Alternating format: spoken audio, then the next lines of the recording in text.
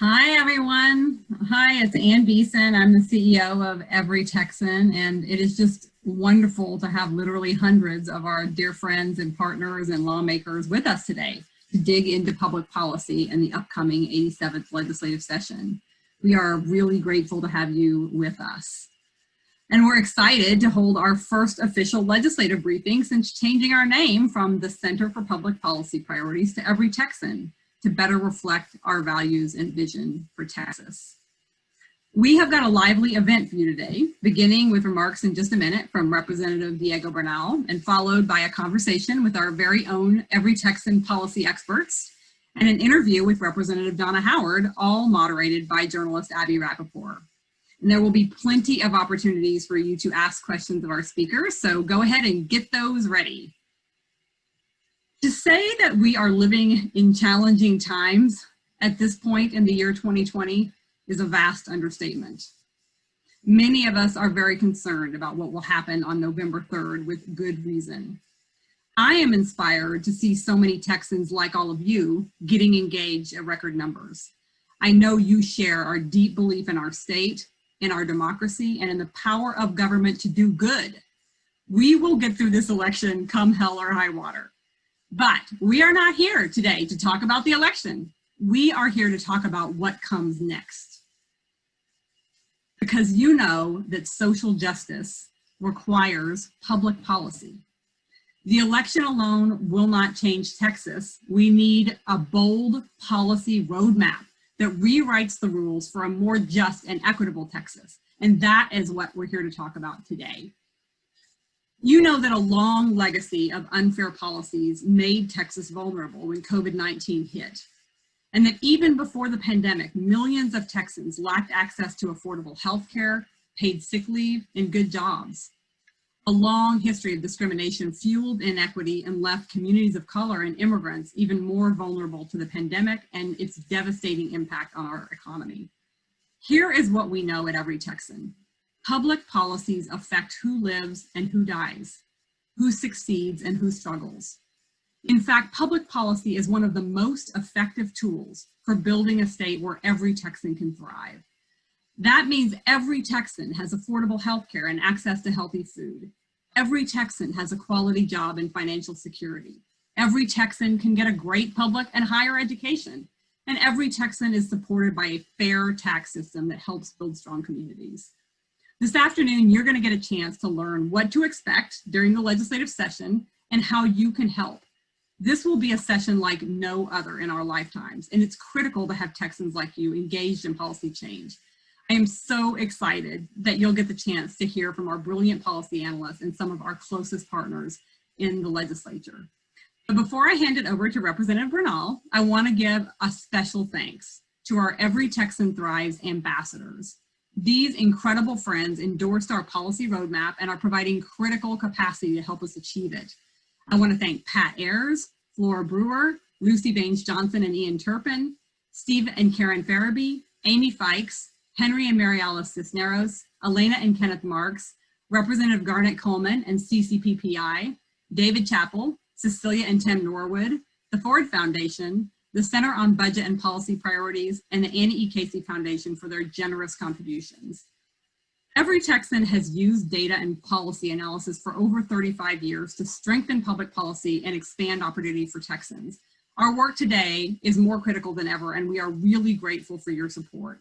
And now it is my distinct pleasure to introduce Representative Diego Bernal, Vice Chair of the Education Committee and a champion for every Texan. Thank you. Thank you so much. Thanks for having me. Thank you guys for doing this. What I thought I would do in a very short amount of time is talk to you about the ways that we as policymakers use Every Texan and the role that it plays during the session and between sessions. Also, very quickly, I see my colleague Donna Howard on the screen. I'm so happy to see her, Donna, a true champion and one of my mentors in the legislature. Look, if we're being honest, and Donna will second this, if we're being honest, almost every single elected person in the Capitol is not a subject matter expert. And if they are, they might know a lot about one thing. Maybe it's education, maybe it's healthcare, maybe it's transportation, but we're required to both create policy and vote on policy on all fronts. We're expected to be, and rightfully so, the Swiss Army representatives or senators. And so you can't get it right all the time. And the other thing is that oftentimes you can have an idea that you think is a good idea, but put into practice the way it's imagined could actually hurt people. You need an organization, one, to help call balls and strikes, to make sure that you're making the right play, to make sure that your own policies accomplish the goal you set out without unintended consequences, to act as both an accelerant and as a guardrail. And you need someone who's not attached to one party or the other and who doesn't really care if you win or lose your election, as long as the good work gets done. They care more about people, thus their name, of course.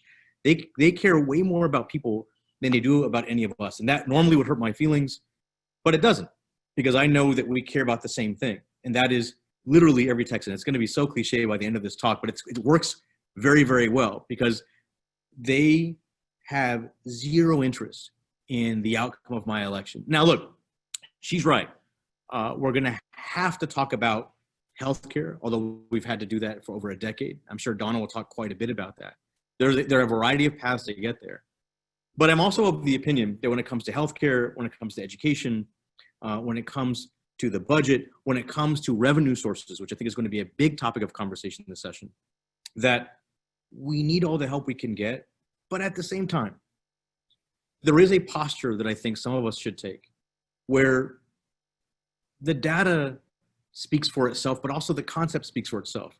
So I'm of the opinion now that I should not spend a lot of time trying to convince my colleagues why providing healthcare for children is a good idea. I think that we should force them to come into the sunlight and explain to us why it's not. Because the people at Every Texan and the work they've done have set the stage so perfectly for us to make some of these common sense changes that would not only shore up what we've got and had in the past, but also go forward, that really we're at a point now where some of the folks who don't agree with us, whatever party they might be in, have to look the facts in the face and explain to us why we still shouldn't do something. In many ways, the path to recovery is difficult, but also clear.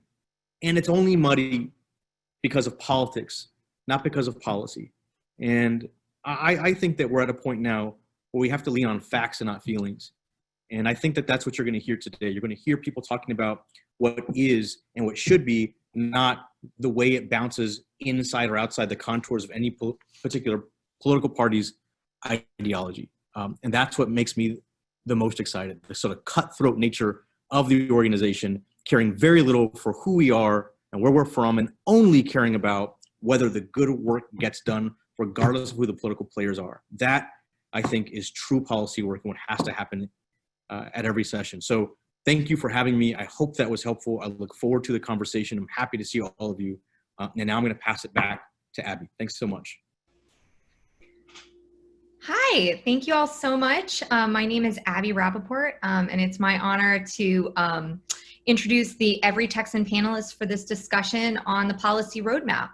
I'm joined by Health and Wellness Program Director Ann Dunkelberg, Senior Fiscal Analyst Dick Levine, Higher Education Policy Analyst Ashley Williams, and finally, Legislative and Policy Director Luis Figueroa, who oversees Every Texan's comprehensive legislative strategy and leads Every Texan's distinguished team of policy experts, of whom we're getting a few here today.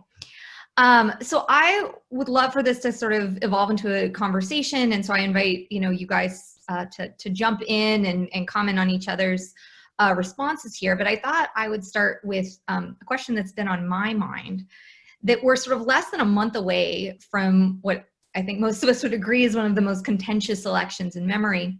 And as advocates, you guys are undoubtedly making your policy wish lists, and I'm assuming a lot of policies are going to depend on elections outcomes. I'm curious to hear, what are your sort of plan A, plan B, and plan C of advocacy in your particular areas as you sort of look, as you spend the next month trying to plan? Yeah, I'll jump in. Yeah, jump in. Thanks, Abby. This is Luis Figueroa, the Legislative and Policy Director. And first, let me thank Representative Bernal and Representative Howard for joining us today. We really appreciate you all taking the time and really being champions for our issues. But to get to your question, Abby, that's exactly right. The elections will be very determinative, and this is one of those crossroad elections where we'll really know. It reminds me a little bit of of 2009 when we had a very divided House. It was 76-74 split on the partisan side there. It was a legislative session where policy advocates like Every Texan and other organizations could really get into the weeds and help the legislators negotiate bills and come up with the right policies. Unfortunately, at the end of that session, it dissolved into a quagmire over the voter identification legislation, and a lot of good legislation fell behind it, and it really set the precedent for the next decade after that election, when 2011 rolled around and it became a very partisan change. It became very partisan, and particularly in the Senate and also in the House. And I think what we're seeing here is if the polls are right and we have a very divided House of Representatives and a more even Senate, we'll have that opportunity once again to really delve into the issues and come up with some real solutions. With that said, it's a little bit going in with your hands tied behind your back because of where we are in this COVID pandemic and the budget situation. So plan A obviously is to make sure we don't have any of the devastating cuts that we saw in 2011 that ended up hurting our educations and our children for a large part of the decade, where schools were scrambling to make it. The second part is we're coming out of a pandemic, and healthcare has got to be a #1 priority issue. And Medicaid expansion, as Ann will talk about, is going to be a big part of that conversation. And that absolutely, the time has come for us to have that real conversation. So we're really looking forward to that. But also long-term, the revenue ideas that Dick Levine is going to talk about are extremely important, not just for this session, but for future sessions of how much revenue, how are we going to broaden our base, are we going to modernize our tax code? And then last thing, this really goes back to our brand, is how are we going to legislate for actual Texans, not just the corporations, not just the businesses? Are we going to fund higher education? Are we going to fund the things like bilingual education long-term that really make a difference in every Texan's lives? Because those are the people we're supposed to be representing, giving a voice for. And so we're super excited that we'll have those conversations this session. And we hope that it'll set the precedent for the next decade, because like I said, this, I believe, is a session of a crossroads, and you could say that every session, but I feel it's really the case this session. So I'm excited to have those conversations, and excited that we have this incredible team ready to provide those data, those numbers, those arguments, as Representative Bernal talked about in his opening. Thanks. Yeah, I'd be curious, Dick, you're the first one in my screen here. So I was curious, for you, I mean, do you have a sort of, here's the nice to haves, these are the things that must be avoided, sort of priorities list, and how much offense are you hoping to play versus defense as you go into this session?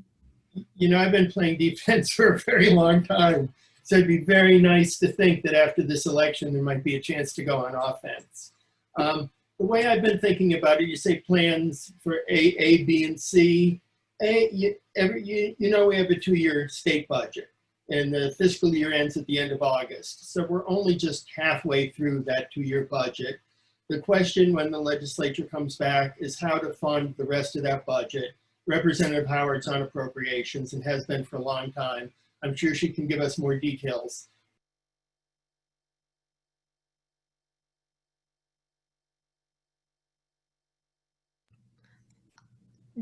Dick, I think we can't hear you. I'm sorry. I think you might have muted yourself. Sorry. Okay. The next, I don't know where I left off, but I'll keep going with the plan. The step B is the next budget for 22-23. That's going to require some increased revenue, and I have some ideas we'll get into.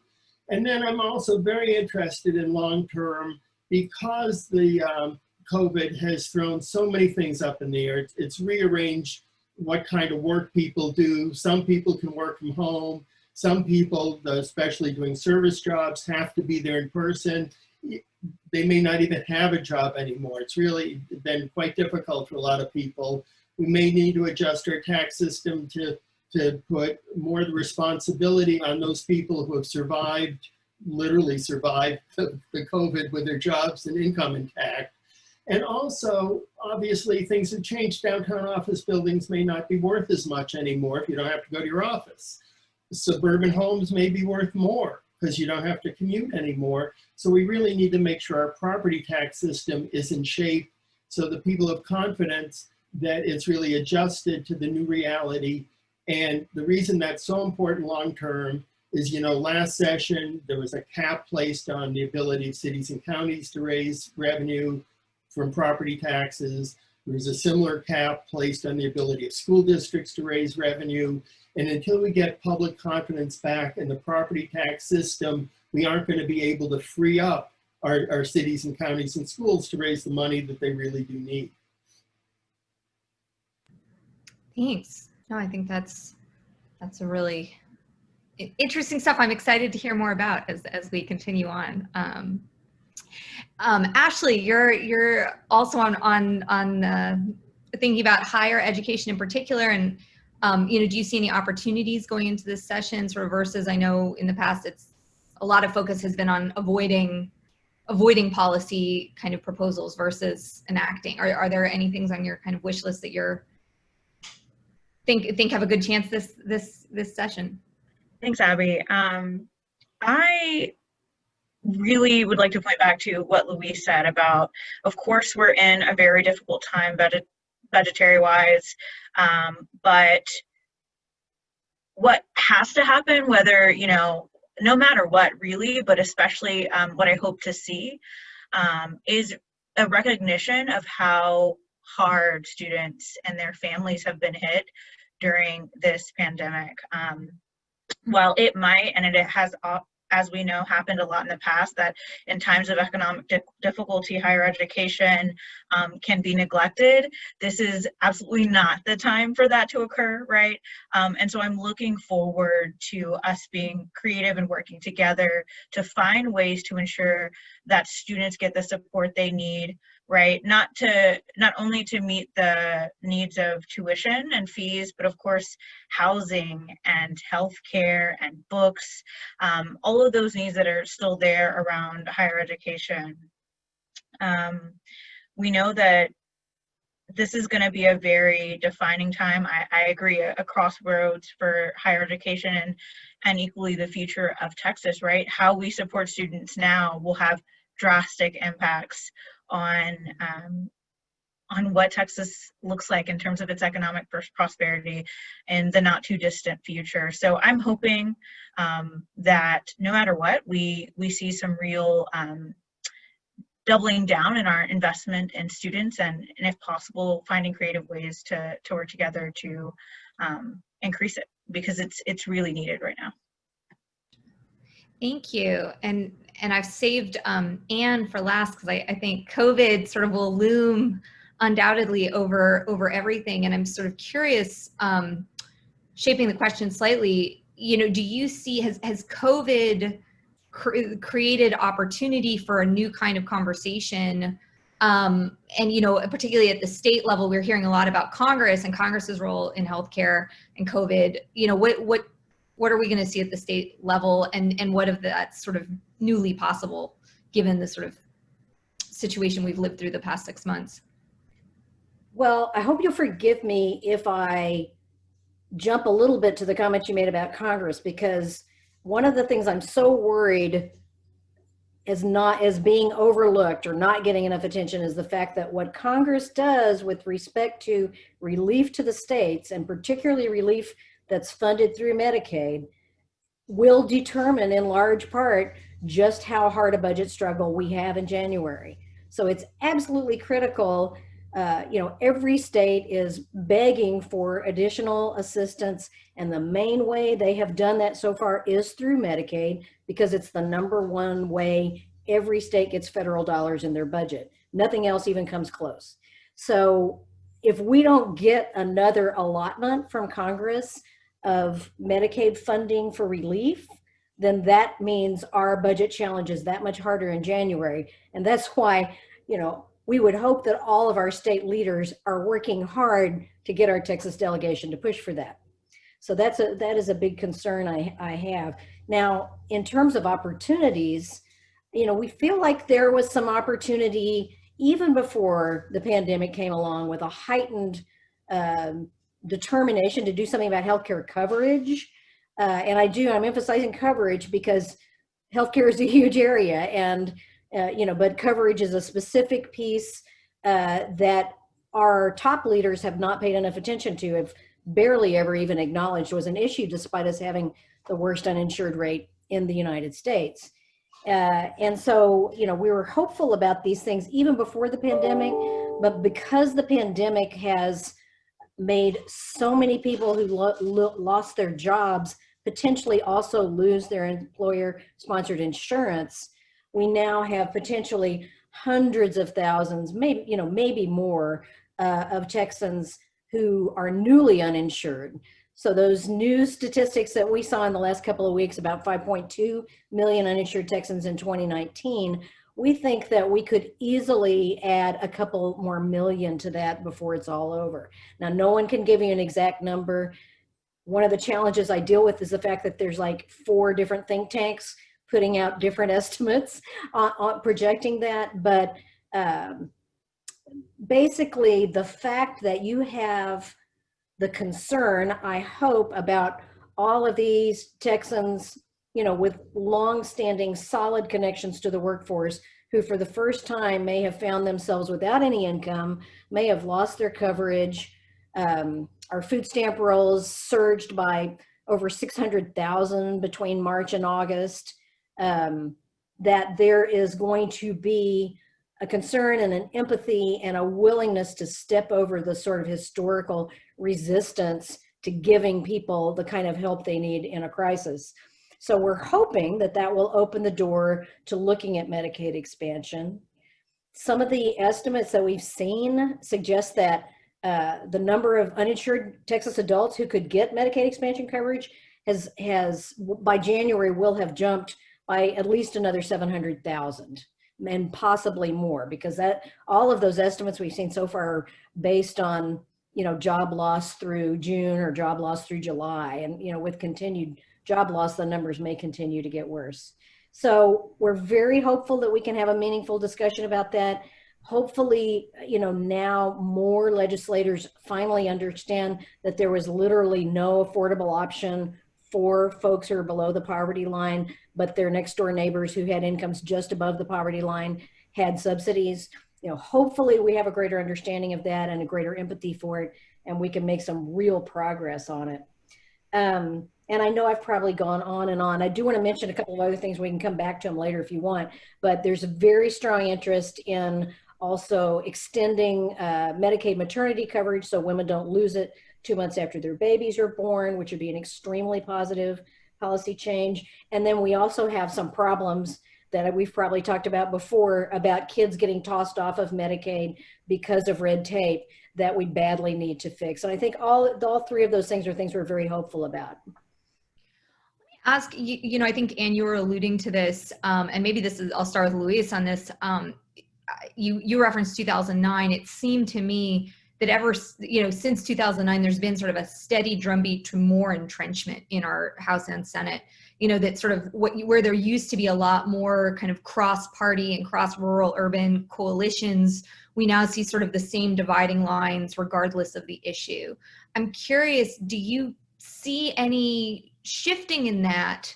Is it just about sort of who wins in November, or are you seeing shifts within, incumbents that maybe coalitions that used to be possible 10 years ago, 11 years ago, are those going to come back in any way, or come back in new ways? Mm-hmm.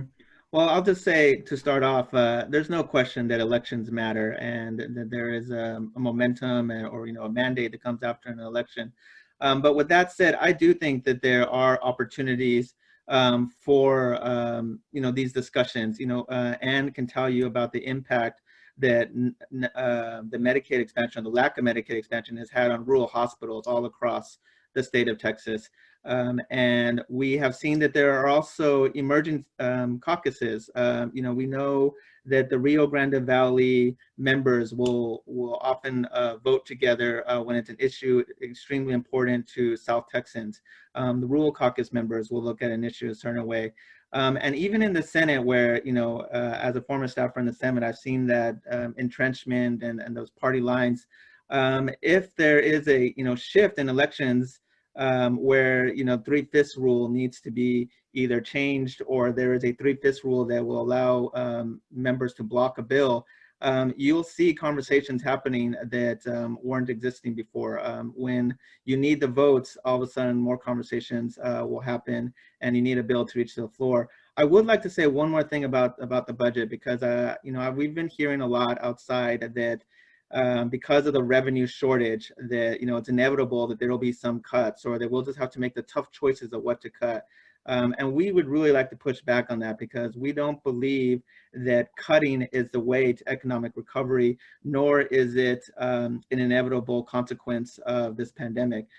Cutting services to health, cutting services to education, or to important government services is a choice that legislators are making when they decide to cut. And it can be avoided through things like using the rainy day fund, through using accounting, you know, accounting measures that, you know, be able to pay things at a later date, through Medicaid expansion, through other revenue sources and other options out there. So the idea that things have to be done a certain way, it's just not true. They are choices that policymakers make, and we're there as advocates to help all the legislators work through them to find out alternatives to the cuts, alternatives to that entrenchment, so we can find a path together.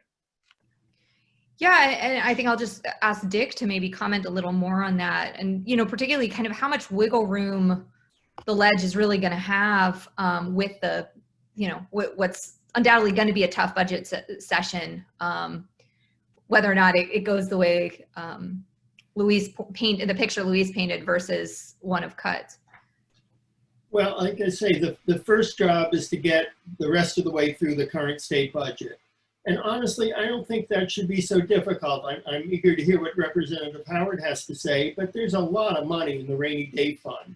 And this is exactly what it's for. You know, it was established in the late 80s when we were much more dependent on oil and gas to fund the state budget. And then oil prices collapsed, and we did actually have a lot of cuts then. It was a terrible time. And afterwards, the legislature realized they needed a savings account to smooth out the bumps in the road. So the next time there's an economic problem, and we're in one now, you could use that rainy day fund to avoid the cuts and keep going on the straight path. Now, the latest estimate, I think, is about $8.4 billion in the rainy day fund. Now, you may have heard there's something called the minimum sufficient balance. And right now it's about $7.5 billion. But it doesn't mean you can't go below that.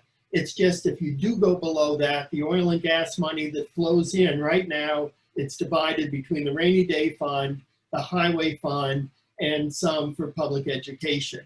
If you fall below that sufficient balance, the highway fund just doesn't get new revenue until there's enough oil and gas revenue to fill the rainy day fund back up.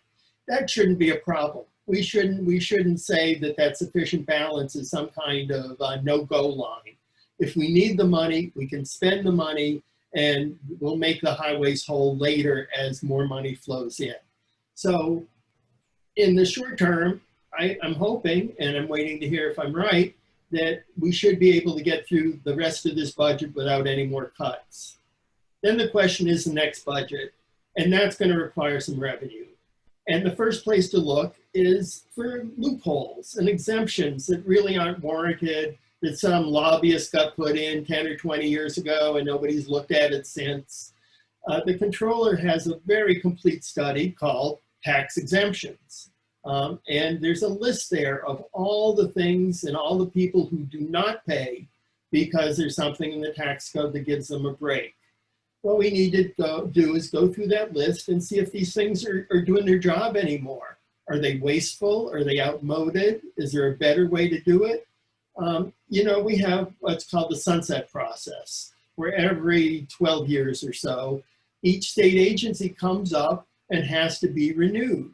And the legislature really gives it a good look to see if there's not a way to do that agency's job better and more efficiently. We need to do the very same thing with the tax code. We can start this session on sort of an emergency basis to find money to get us to write the next budget. But we ought to make that a permanent part of the Texas fiscal structure, that each part of the tax code, and especially each tax exemption, comes up for review every 10 or 12 years and has to prove that it's worth keeping.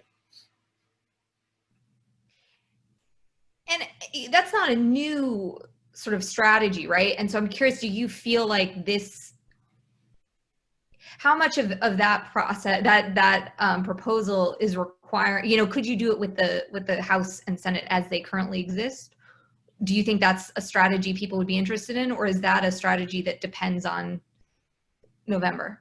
Well, you know, it's there are left-right coalitions that are entirely possible in the legislature. For instance, last session, there was a proposal to raise the sales tax by a penny. And we were opposed to that, and not speaking for Representative Howard and Bernal, but I believe they were too, because it's so regressive. Because the people who can least afford it pay the biggest percentage of their income in sales tax, and those who could most afford it pay the least. But that wasn't enough to defeat that. There were also people on the other side, I don't want to characterize their opposition, but there was conservative opposition to doing that. There's something coming up this session. It's called Chapter 313. It's a program of school property tax abatements. It's on track to cost the state $1 billion a year in lost school property tax revenue. It has a sunset date. It's a good thing. It's part of this review process that every program should go through. If it's not renewed this year, it's going to expire. There is opposition from the left because those school property taxes ought to be going, these big companies ought to be paying their taxes to help our schools. But there's opposition from the right too, who think it's interference with the free market. So I'm very hopeful that on an issue like that, we can have a left-right coalition to get us to a much more rational and efficient tax system. Gotcha. Thanks. Ashley, I really want to hear from you as well about what you see as sort of the possibilities for higher ed, and particularly, you know, I know you just had a report come out on HBCUs, and I'm curious, especially after the summer and, you know, renewed, I think, vigor and criticism of sort of racial gaps and disparities, you know, in Texas as well as around the country. Do you see there being more kind of excitement about the possibilities for HBCUs this session? Yeah, I have a lot of thoughts about that question. Thank you, Abby. Yeah, I'm very happy that there is perhaps a wider focus on what we can do systemically to address inequities that have existed.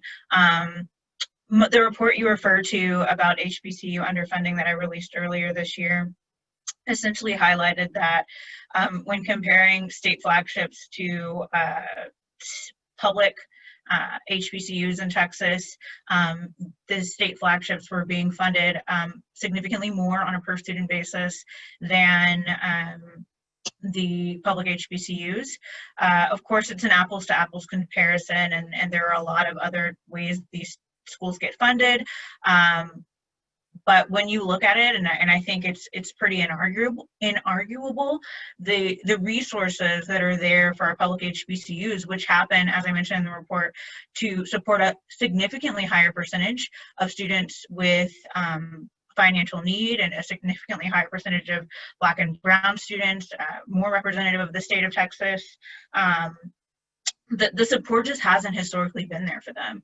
So, as I mentioned before, I was thinking about creative and targeted ways to get to the folks who really need help right now. I mean, support of HBCUs, increasing funding, and I mean, there are indirect ways to get there. Of course, need-based financial aid and ensuring that we're protecting and continuing our dedication to that would support everyone across the board, but it would obviously help HBCUs and their students who have a higher percentage of students with need. I really hope to see some work on that, and I think this moment certainly necessitates it. Do you see there being more students, and particularly students of color, involved in sort of the advocacy and sort of conversation this legislative session? Yeah, I mean, I think that similarly, there's an increasing understanding of the importance of having impacted individuals at the table making decisions. I will do a shameless plug. Every Texan has certainly adopted that perspective. We've created a policy fellowship program where we have folks that are students who are focused on higher education policy come together with us to be partners in developing and learning about and engaging with the legislative process. And a number of other organizations who are similarly equity-minded are engaged in this work. And I think it's just so important, right? The higher education system changes so much, so frequently, and what the system was like 10 years, 20 years ago is not at all comparable to the experience today. So definitely having students of color, impacted students at the table informing higher education policy is more important than perhaps ever before. And we certainly believe that here. Thank you so much. I want to make sure we allow time for questions. I think some people have already started submitting them. But if you haven't and there's a burning question, pop it into our Q&A and we will start going through those. I think the first one I see is, oh, it just disappeared on me. Here we go. Technical difficulties. The first one we see is for Anne. Do you think that Congress will authorize additional funding for the state and local governments next year? The question is next year, and obviously next year depends, heavily on the outcome of the elections. Absolutely, I hope that Congress will, and I think they will. I'm very concerned, outside of this Texas legislative discussion, I'm very concerned that there really does not seem to be a reality check in Congress yet about just how deeply devastating the unemployment crisis and everything that goes along with it has been across the country. And I'm shocked and alarmed, along with the Texas Restaurant Association, about the fact that they've chosen not to do anything, or that the president has chosen not to do anything in the near term. So I can't, obviously everything depends on the makeup of Congress in 2021, as well as just the takeaway from the election in the lame duck session. I certainly hope so. Again, I think that our economic recovery is going to be extremely difficult if we don't have a big additional injection of support to state and local governments. Let me follow that up with a related healthcare question. What happens if the U.S. Supreme Court rules that the Affordable Care Act is unconstitutional? What happens to Texans, and also what can the legislature do? Should have been ready for that one. So what happens? Well, one of the main things to understand is nothing will happen immediately. So, everyone who has coverage on the day that there's a court decision will still have coverage the next day. But the bottom line is Texas, does not have a framework for filling all of the gaps. There are many policy changes embedded in the Affordable Care Act, including things as diverse as closing the donut hole in Medicare, which meant you had to spend a lot of money to get your prescription drugs, to obviously Medicaid expansion in 38 out of the 50 states, to, we have something like 1.2 million Texans enrolled in the marketplace, most of whom get a generous subsidy for their health insurance. And we have, I think, another estimated 1 or 2 million Texans who only have insurance because of the provision of it. So there's no easy slam dunk. There's nothing that's in place in Texas law today to fill the gap of the Affordable Care Act. I think it's in the back of folks' mind, that we're going to have to pull something together. But obviously, it will also be a huge lift for Congress. And I just want to say, I think it's absolutely egregious that our Attorney General is leading the effort to repeal the ACA in a state of Texas where we would have just absolutely devastating impact on our population. So just want to throw that in there because I know Anne will focus on the policies, and I want to show a little bit of outrage over it because it's just really upsetting. That it hasn't been pulled back in the middle of a pandemic is really appalling. Let me follow that up maybe with a tangentially related question, which is sort of the public's access to the Capitol during the session, and sort of the ability to testify, et cetera. You know, how's that going to look in sort of the Zoom era, and how can people stay involved? I think in some ways it benefits organizations like Every Texan. You know, there are a number of lobbyists and advocates who don't rely on expertise or data or arguments. They rely on, you know, buying lunches and access through, you know, campaign contributions and what have you. And there was an article in the Quorum Report, you know, a few months ago about how this session is going to benefit the ones who are prepared and have the arguments and the data and the resources that the legislators are going to need for the session. And that has always been our area of expertise and how we do advocacy in the Capitol. But we also need to make sure that there is room to have voices in the Capitol and the legislative process. It can't just be about the charts and the numbers. And that's where we are talking about ways to get people activated, either through digital advocacy, through people town halls, through you know, social media, of course, are all going to be really crucial to get that voice in.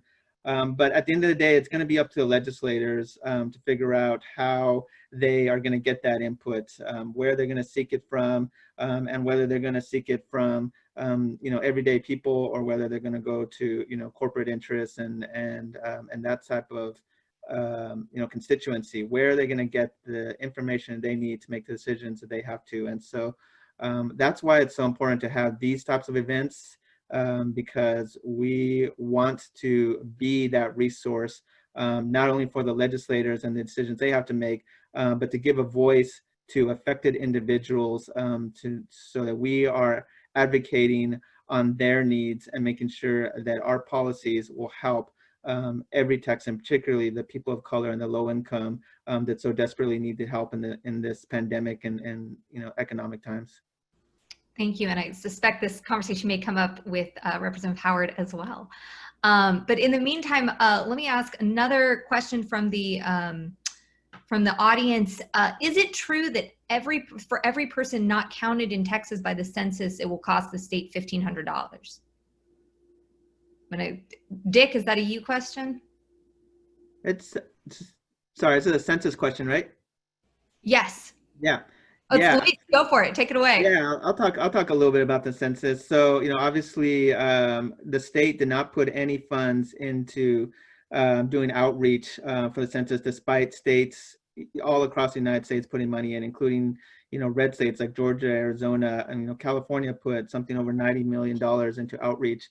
And so Texas is, as expected, behind the numbers. The last ranking I saw, and we have an update on texascounts.org that, you know, is keeping us up to date on a daily basis. But I saw we were, you know, ranked around 39th in terms of our response rates. And that's right. So for every 1% that is not counted, it has a $300 million impact per year. So we're talking, you know, over $1 billion over the decade. And the implications of the census can be felt long term, not only in terms of the revenue we're losing from federal money, but in terms of representation and the loss of congressional representation, and also the businesses that use it to figure out where to invest their money. They use those census counts. So absolutely, that's a huge issue. And it seems like every day there's a different update on how long the census count will go. But everyone should continue be pushing it until we can't anymore, because every person needs to be counted. Thank you. All right, next question. Can you tell us a little more about the property tax circuit breaker concept? Is that a viable idea, and could it help with funding, especially for our public schools, while alleviating tax burdens on our most vulnerable residents? I am so glad you asked. As I mentioned, the problem with, say, the sales tax is that it's regressive. The biggest burden as a percentage of income is on the people with the least amount of money. The property tax is not that bad, but it's similar. because neither one of them, I mean, it's like property tax.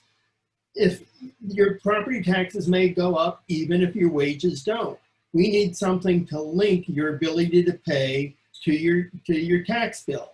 That's what a circuit breaker does. It's like a circuit breaker in a house, an electric circuit breaker. If there's a surge of electricity, it cuts it off before your house burns down. A property tax circuit breaker, if there's a huge increase in property taxes because your taxable value's gone up, usually, or because rates have gone up, and it's gone up a lot faster than your ability to pay it, it helps cushion it. It limits what percentage of income you're going to have to pay in property taxes. It helps undo the regressivity of the rest of our tax system, which is so heavily dependent on consumption taxes, like the sales tax or cigarette tax, gasoline tax, beer and wine taxes. They all have that same problem. This is a way for us to introduce a little bit of fairness into what's really the single most important tax we have, which is the property tax. Well, thank you so much. And I think, unfortunately, we have to end this part now, but there's going to be more with Representative Howard. So the conversation is not over yet. But before we start that, I want to introduce Senior Manager for Strategic Growth, Amanda Pawson, to provide a brief message.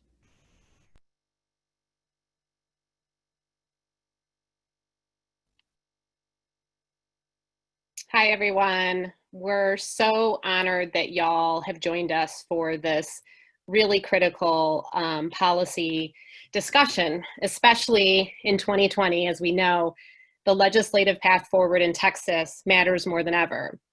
But today, it's not just a policy discussion. We're here together because we know that the public policy choices we make can create a state where every Texan thrives. And everyone here in this virtual room today has the determination to fulfill our collective vision. I'm so fortunate to have this incredible job at Every Texan, where I speak to our partners and friends and donors like you on a daily basis. Your motivation and commitment for people-driven public policy is on display for me every day through the conversations I share with you. And one thing I see every day is that we share so much in common with one another through our collective experiences, our collective ambition, and our collective vision for this incredible state. I want to share how you, and collectively we, have experienced public policy in such profound ways, that these experiences have permanently shaped our unwavering commitment to using public policy as a powerful tool in stewarding justice and building equity across Texas. Every day, I hear your stories and your personal commitment to investing in just policies. You may have attended a public school that was underfunded, that didn't have the basic resources it needed to provide a robust education, and you're not going to let it happen to the next generation. Or maybe you or a loved one has struggled with expensive, inaccessible healthcare coverage or a total lack of healthcare coverage. And you know your lack of access to affordable health care shouldn't determine whether any member of our community lives or dies. Or maybe you pay more than your fair share in student debt as the first person in your family to go to college, and you're not going to let it happen to the next generation. And finally, maybe public policy touched your life in such a positive way that you're determined to advocate for every Texan to have the same opportunities you had. Collectively, we share these experiences, but not in isolation. We have come together to build a just and more equitable state using the most influential tool that we have, our people-driven public policy. We ask you today to join us in our vision to build a state where every Texan thrives. You can support people-driven public policy every month by participating in the collective with Every Texan. Our monthly sustainer program stands firmly upon our collective experiences and vision for Texas. And much like your Netflix bill, you can contribute to the collective monthly and enjoy your investment in our work for social justice in Texas using public policy. Our generous board has leveraged $10,000. That's right, you heard that right, $10,000 our board has put up, matching your donation today. Your monthly gift gives our organization the essential and consistent support we need to push forward on people-driven public policy. So whether you choose to join the collective or just make a one-time donation, please join us at everytexan.org and click donate. We, all of us, cannot continue to put forth fact-based, people-driven policies without you and our collective commitment to improving the lives of every Texan. Please join us in our collective movement to advance equity and opportunity across our state. Thank you so much on the behalf of everyone at Every Texan for being engaged with our state's public policy agenda and sharing your vision for our state. We hope you can join us today as a monthly sustainer and build our just and equitable future collectively. Thanks so much, everyone. Thank you so much, Amanda. I'm now delighted to welcome Representative Donna Howard for a one-on-one conversation. So very excited. Representative Howard, I thought I would start by asking you a little bit, having been a former healthcare professional yourself, what ways you're seeing the COVID crisis change the healthcare conversation, and what you anticipate is, do you anticipate a change terrain when you all return in next year? Or do you expect sort of roughly the same lines with, just a different cast of characters depending on the outcome in November? Well, first off, thank y'all for having me. And I really utilize Every Texan all the time for the excellent data that you provide us so that we can hopefully make better informed decisions. So I really appreciate what this organization does, all the people who support it, and what I've just heard today, as a matter of fact.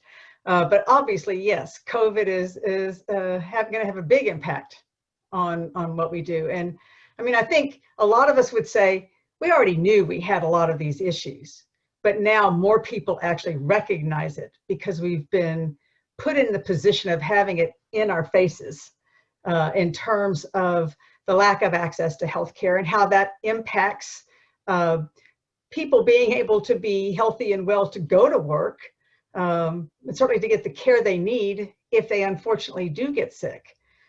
We've seen how a lack of investment in quality childcare that's accessible by a large number of people has a huge economic impact. That is an economic issue, childcare.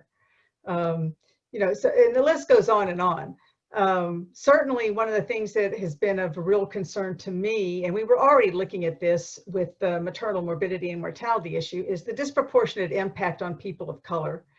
We have seen that, of course, with maternal mortality and morbidity, as I said. We've seen it now with COVID. We've seen with the recent Bureau of Labor Statistics that came out with what happened in September, showed that people are gaining jobs back, but that's not being seen with our African American and Hispanic populations. So all of these things are things that I think are going to drive discussions of what we need to be doing to invest in Texans, every Texan. And as I said, a lot of it we probably knew ahead of time, or a lot of us did. Now more of us understand it because it's actually hitting a much larger portion of our population.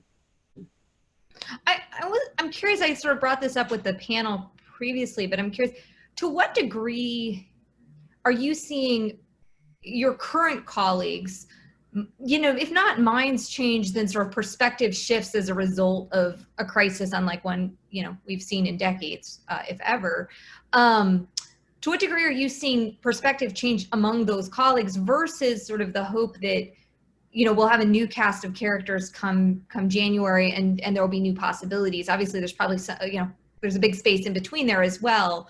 But I'm curious, are you seeing current office holders talking to you, in new ways right now?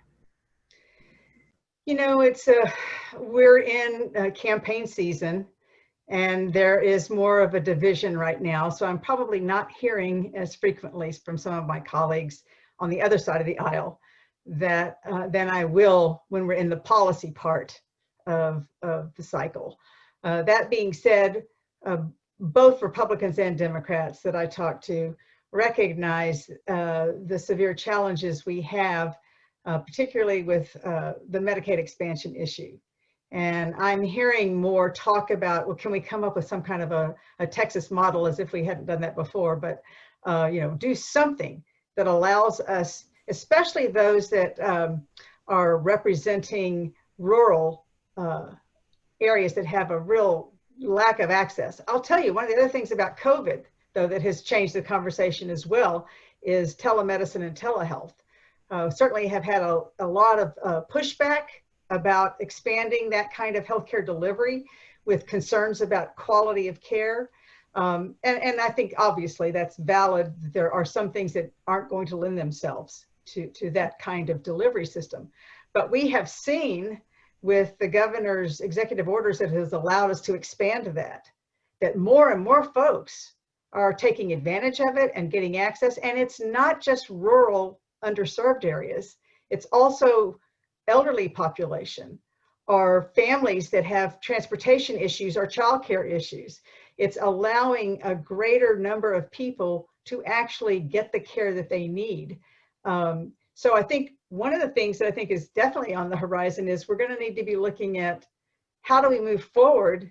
I don't think consumers are going to want to go backwards. How do we move forward to continue to use what we've learned here and expand that access? So I think that there's going to be some bipartisan discussion about a variety of approaches. I don't know how far we're going to get with the Medicaid expansion discussion, but I'm hopeful. And I guess it's similarly, we were talking about the rainy day fund. I mean, I covered 2009 and I covered 2011, and watched those hard lines form. Do you see a softening of that, or are you anticipating a similar kinds of battle lines?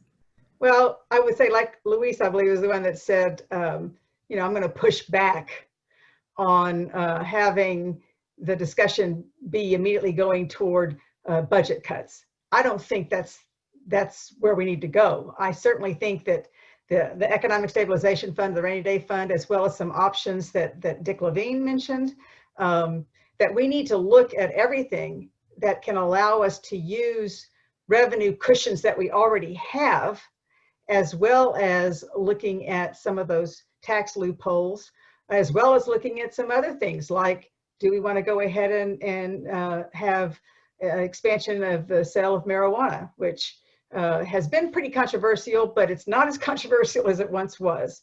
And we're approaching that from a variety of angles, from criminal justice, from the health-related benefits, but also we can look at that from the revenue benefits. It's been said that it could bring in another $800 to maybe $1 billion a year.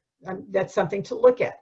But the fact is, we don't need to immediately go to belt tightening. We already have a very lean budget. There's not many more notches in that belt. And when you hear legislators talking about belt tightening, they're really talking more about your belt tightening than their own belt tightening. And the fact is, we mentioned the Rainy Day Fund, that's been discussed some. It's projected to have between $8 and $9 billion in it. We left the last legislative session with a 2-year budget that had a $3 billion surplus, that the comptroller revised the revenue estimate several months ago to a $4.6 billion shortfall. But you can see, if you don't get into that sufficient balance, you can see that we definitely have the money in the Economic Stabilization Fund to do, as Dick said, exactly what it was put there to do. And that is to help us smooth over those downturns as our economy is recovering, so that we don't lose ground. One of the biggest challenges we have in getting my colleagues to look at the big picture is not cutting things up front that are going to have long-term greater costs. We have to be fiscally responsible here and look at the long-term implications. Is it penny wise and pound foolish, so to speak? So I believe we have a lot of options to look at. I'm pushing the same kind of narrative that we need to look at those options. We have a revenue problem. We don't really have a spending problem here. We are still a very lean budget, as I said. I think the last number I saw in the fiscal size up from LBB is that Texas was basically around, I think, 47th in the nation in terms of our expenditures, tax revenue that we generate per capita. You know, we are a fairly wealthy state that has determined it's going to provide low services so far. And I don't think that's the way we invest in every Texan to move forward.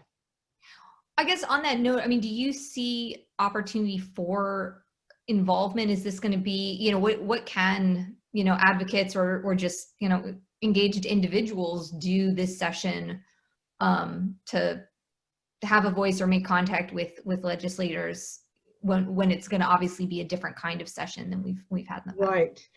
Well, you know, first, as I said earlier, for me and for many others, having information, having data is extremely valuable in making an informed decision. As Representative Diego Bernal mentioned at the beginning, there's 150 of us in the House coming from all walks of life with all kinds of backgrounds and knowledge maybe about a particular area, but we're called on to vote on a wide range of issues.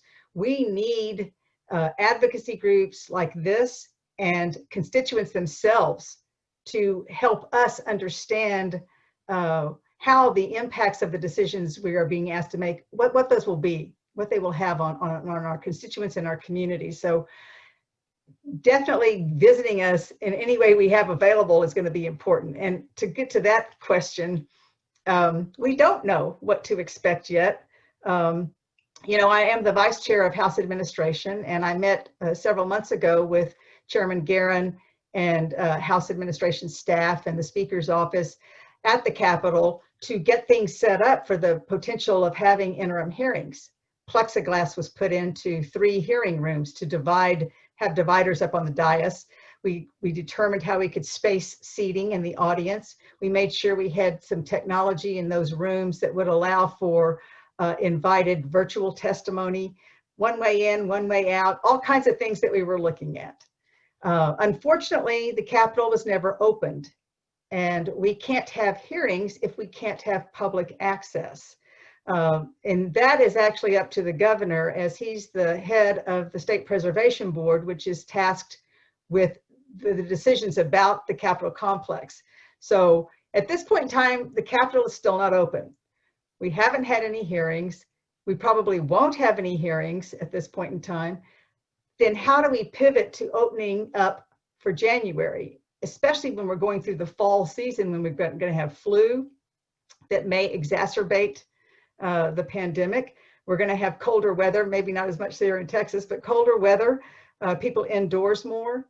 So there's concern about some spiking that may occur at the very time that we're supposed to be coming back into session. So a lot of this is going to be last minute decisions, but obviously thinking about alternatives between now and then. And to your point that was made earlier, we've got to make sure that the public has access, that there's transparency.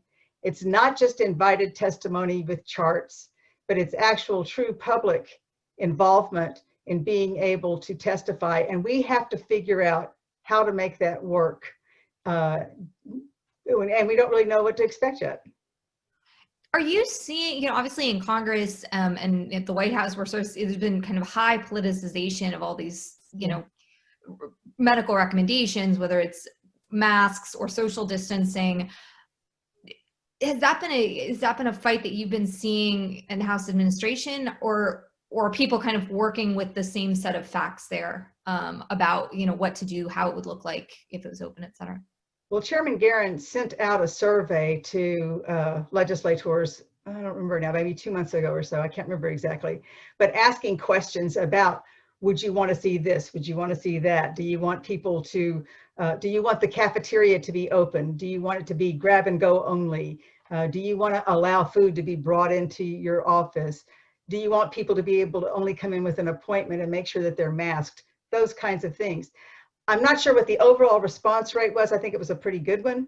I do know that probably 85% had pretty much the same kind of answers, that we're looking for safety precautions to be in place. There was about 15% that were pretty much, no, we want to go in and do whatever, and we're not going to wear masks and that sort of thing. So I think it's a fairly small percent that are politicizing that. Now, that being said, of course, we can't get around the fact that this has been politicized, and there was not a national strategy. I don't believe there's been a state strategy. We have been hampered by errors in data collection and reporting constantly throughout the past several months.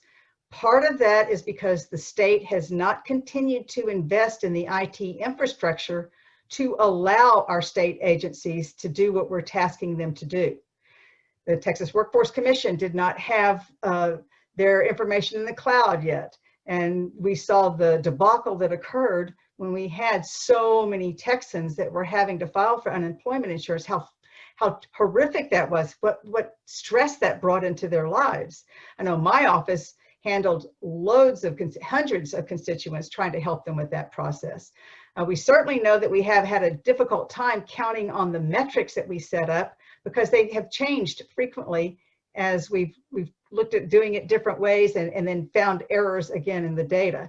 So, it's been politicized in the responses that are made. We opened things too quickly, I believe. We haven't had all the testing and tracing in place to make sure that we were monitoring this. So there are still these political divides about forcing and opening up, and then also making sure that we're safe before we open up and have good metrics. And I think that's probably going to follow us into session. Do you see, I know historically it's been hard to get investment in kind of government process, right? That's been a sort of, the government's not working, that's maybe a good thing, right? With the sort of breakdown in the Workforce Commission and elsewhere, with some of these technology issues, are you seeing that an appetite for sort of those kinds of investments that would just keep things running more smoothly, or give sort of, government agencies perhaps just more ability to respond? Because I know that's not just an issue of the Workforce Commission. That's right. Pretty much throughout. Being on appropriations, I can tell you that every time we didn't this time because we're not open, but when we've had legislative appropriation requests come before us before session starts for agencies to tell us what their needs are going to be, inevitably, every single one of them basically has two things they talk about. One is salaries and the problem they have with turnover because we can't compete with the private industry. But the other one is IT, the lack of having sufficient funds to really upgrade the IT systems and make them operational in 21st century, basically.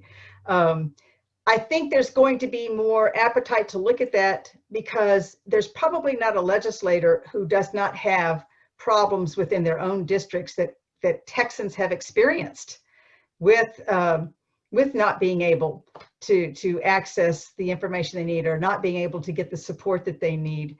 And we know how critical we are now in depending on broadband for the delivery of all kinds of things, especially education, public and higher education, as well as healthcare and many other things. So, we were really fortunate to get session before last $25 million into the budget, and we were able to leverage that with federal E-rate dollars for $250 million to extend broadband connectivity to all the school districts in Texas.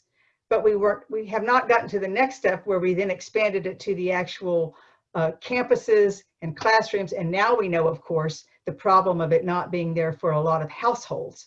So I think that's going to push us into doing some things in a bipartisan way, because I doubt there's a district that has been spared the issues that have arisen as a result of that. Thank you. And I think that's really interesting. We're going to move to audience questions. So if you have any thoughts, audience members, pop them into the Q&A. And the first one is, what opportunities do you see to build common ground between rural and urban communities for policy changes to address challenges faced in both settings? And I would just add to that, I feel like we keep talking about sort of 2009, 2011, but those coalitions were still pretty strong in 2009, which is, in living memory, I think, of our legislature. So, do you see do you see sort of pathways back to those coalitions? Well, absolutely. I mean, I think as we were talking about earlier with the Medicaid expansion in particular, we've had many rural hospitals close. I talked to my rural Republican colleagues, and they, of course, that's a huge part of what happens in their district that is a big concern to their constituents. They want to make sure that their constituents have access to health care without having to travel hundreds of miles. So I think, and as I was just talking about with education, I think we're seeing the same thing. So I do think there's going to be more of a relationship and coalition building with our rural colleagues. Certainly that's been a traditional thing too with, say, the charter school movement and vouchers in particular. And again, I'm not getting into the charter school issue one way or another here, other than there are fiscal ramifications to that because the state covers 100% of the cost per student, as opposed to only a portion of the cost per student. At this point, about 48% of the traditional public school student, district student. Lots of people that live in the rural areas don't have a way to support those kinds of programs and see that taking money away from them. So yeah, I think we've got several opportunities for those coalitions. And as we've said before, again, elections matter. It depends on what happens in November. Who's going to come back, and are we going to have larger numbers of certain groups that are going to allow for even more coalition building because there's going to be less of the so-called fringe to push back on it. Gotcha. This next question is near and dear to my own household, where we have a 16-year-old. What can be done about the ongoing excessive delays at the Department of Public Safety's driver's license offices and the Texas Workforce Commission? I wish I knew. IT, again, has a whole lot to do with that. I know that we've put some more DMV offices in place to try to address that. It's in certain areas, it's much more frustrating than others, of course. So there have been efforts to address that, but there's never enough. And, all I can say is we do hear about that. I don't hear about it so much in my office. I hear about it from some of my colleagues who do have it in their areas, and that people have long waits and cannot get the information and that they need. So again, I think it's just going to be a matter of us coming back and deciding, is that going to be a high enough priority in our budget to make sure that we open sufficient offices to meet the needs of Texans? Now, next question, will the legislature do something about inequity in property appraisals that have led to homeowners paying a larger portion of property taxes relative to businesses? Well, every session, basically, we have someone who's proposing that we have sales price disclosure primarily to address that particular issue. I know that that will be something that will come up again this session. Whether or not there's going to be sufficient support for that to move that forward. I think the real issue, like Dick Levine was talking about a while ago, is people do have a distrust of the system. And until we get to a point where we have an appraisal process that people can look at and feel confident in and feel trust about, it's going to be difficult to deal with the rates that need to be charged to cover the services that we're expecting our local governments to provide. And I think we as a state legislature have to assume a certain amount of responsibility there, because we've pushed more and more of the costs of government onto the local jurisdictions and expected them to figure out a way to pay for that without much assistance from us, and actually given them mandates about things that have to be provided. So the local jurisdictions have been caught in the bind here of trying to deliver the services that are expected of them, and now with imposed caps from the state, it's going to be a real challenge to figure this out. There's no question that the state needed to take over part of more of a partnership in funding public education at the local level. And as we've talked about, that happened last time. We put in an additional about $11 billion into public education, $6 billion directly to the schools, $5 billion to get property tax relief. But that's an ongoing expense that the state really hasn't really got a good plan for yet. And I know that it's very much on the minds of both Republicans and Democrats as we move forward that we cannot go back on what we did with HB3. It's too important what we did. It took a lot of work to get there. The local communities, our constituents want to see the state doing more of its share. Again, with rising values, though, they don't always see that decrease in their tax bill. And so we still have a lot we need to talk about here. But the main thing for me is let's talk about it honestly. Let's talk about it with transparency and quit pointing fingers between the different jurisdictions. We all have some responsibility here, and we need to have some honest discussions about it and quit playing games with it.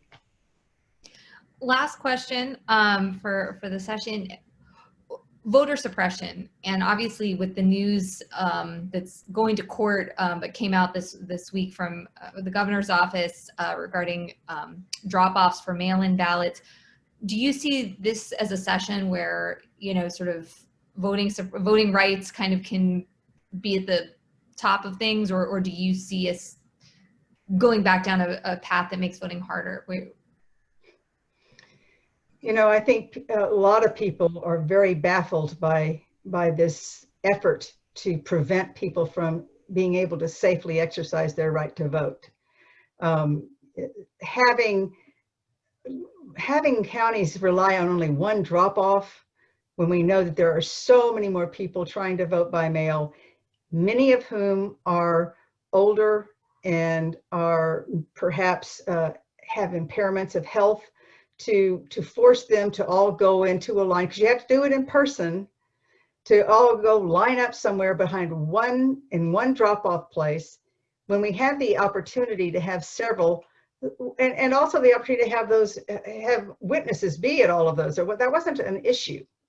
And when you think about rural areas, big geographic areas, that counties that span miles and miles, you're going to have to travel a long way to go to that one drop-off point. This really is egregious. And then there was talk about even reneging on the extra week of early voting up until just today, really. These are things that seem to serve no purpose but to prevent people from voting. And one has to ask, why do you not want people to vote? Is the concern about the outcome. So it does appear to be voter suppression. I'm hopeful that people are going to get good and mad about this and get out there and vote anyway. And I'm sorry that if anybody has to do it unsafely, we don't want that to happen. And I know that here in Travis County, they're making a lot of efforts to ensure that it's safe no matter how you vote. But I'm hopeful that we have the kind of outcome in the November elections to where when we come back next session, we can look at what do we do to expand voting possibilities rather than continuing to try to suppress them. I'm very hopeful we're going to see some changes that will allow us to do that. Unfortunately, it'll just be in one chamber, so I don't know what the ultimate outcome will be, but I think we're going to see some movement in trying to do a better job of ensuring that every person has the opportunity and the right to vote without obstacles. Well, Representative Howard, thank you so much for taking the time with us today. This has been really helpful and illuminating for me and hopefully for our audience as well. I also want to thank our panelists for being part of this conversation about policy solutions. I'm now going to hand things over to Ann Beeson, who will wrap up with us today. Wow, what an incredible conversation. Thank you so much, Representative Howard and Representative Bernal, and so many of our other elected leaders and partners who we're very privileged and proud to work with arm in arm every day to build a more just and equitable Texas. Thank you so much, Abby, for being an incredible moderator of these conversations. And thank you so much to Luis and Ann and Ashley and Dick for all of your brilliant policy work every day on behalf of every Texan. I have just a couple of closing requests for you, so please bear with me for just a few more minutes. First of all, to reiterate what Amanda Pawson shared earlier, please join the collective and become part of our movement for a more just and equitable Texas. Second of all, Stay tuned for our Equitable Economic Recovery Report. You've heard a bit of a sneak preview of what is going to be in that report on what is the road to recovery. And so that's going to be coming out in the next several days, and it will be full of data and policy recommendations. Third, please stay engaged and get the latest news by signing up for our email updates, and watch out for our Point of Order newsletter. This is the newsletter that we publish every week during the legislative session, and we're going to start that up again in November. And finally, just to reiterate that final conversation with Representative Howard, remember, of course, to vote. It is so important and so critical, and early voting does start next week on October 13th. So with that, thank you so much to my incredible team who helped pull off this wonderful virtual event. And thank you so much to all of you for being engaged in this fantastic state of Texas and trying to make it a better place for everyone. Thanks so much.